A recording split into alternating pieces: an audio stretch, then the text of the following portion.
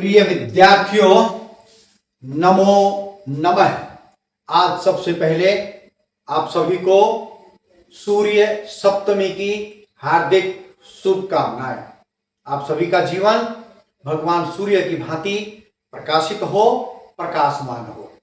इसी के साथ आज 25 जनवरी है और 25 जनवरी को मनाया जाता है वोटर्स डे, मतदाता दिवस। जो भी 18 वर्ष और ऊपर के आयु के लोग मेरी इस वीडियो को देख रहे हैं, मेरी इस कहानी को सुन रहे हैं, उन सभी को मतदाता दिवस की हार्दिक शुभकामनाएं। Your vote your voice.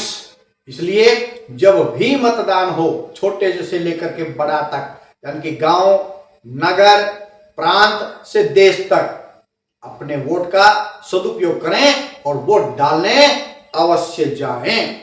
तो आज है रविवार को हम सुनाते हैं आपको एक कहानी। तो आज की कहानी का शीर्षक है, कहानी का नाम है घर को सदा पवित्र बनाए रखें। तो आप सभी जानते हैं भगवान राम को 14 वर्ष का वनवास हुआ था और उनके साथ माता सीता और अनुज छोटा भाई लक्ष्मण भी साथ में गए थे।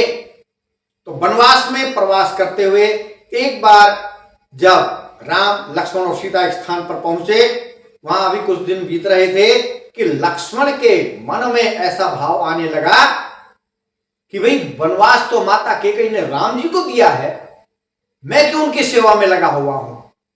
उनके मन में ये कुभाव, बुरे भाव आने लगे। तो भगवान राम समझ गए कि वह लक्ष्मण के मन में कुछ ऐसा आने लगा है। तो उन्होंने उस स्थान से जाने के लिए सोचा, लेकिन उससे पहले उन्होंने अपने अनुज लक्ष्मण से कहा कि यहां की मिट्टी अपने साथ रख ले। तो लक्ष्मण जी ने एक पोटली में वहां की मिट्टी को रख लिया और आगे प्रस्थान किया। दूसरे स्थान पर जाकर के एक कुटिया बना करके फिर से रहने लग गए।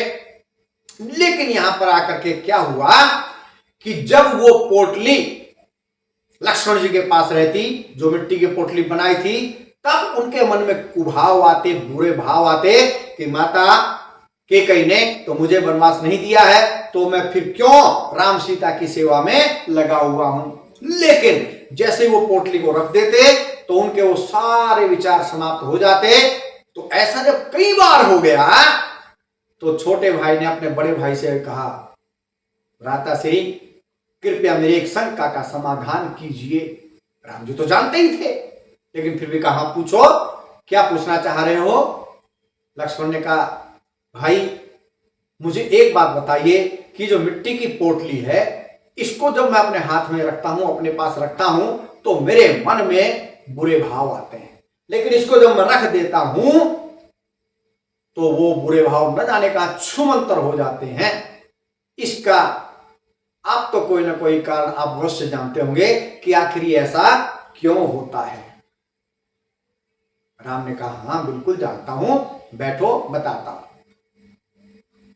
राम ने कहा, सुनो भ्राता लक्ष्मण, जिस स्थान पर हम पहले रह रहे थे, उस स्थान के कारण, उस मिट्टी के कारण तुम्हारा ऐसा भाव तुम्हारे मन में आ रहा था।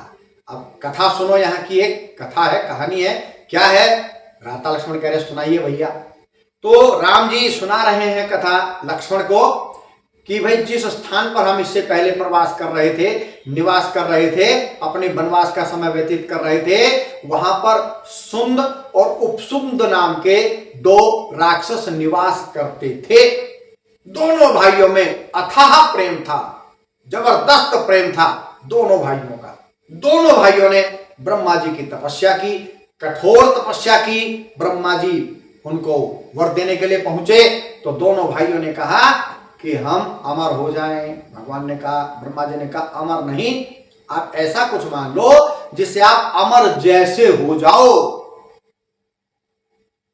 सुंद और सुंद ने एक दूसरे की तरफ देखा और कहा, ठीक है ब्रह्मदेव, तो आप हमें ऐसा वरदान दीजिए कि हम दोनों में झगड़ा हो तभी हम मरे, अन्यथा हमारा किसी प्रकार से भी मरना न हो।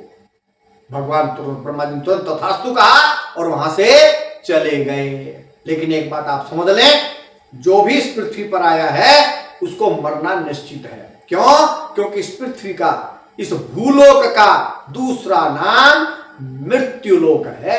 यहां पर यदि भगवान भी आएंगे तो उनकी भी मृत्यु अवश्यम भावी है। राक्षस का तो फिर कहना ही क्या है।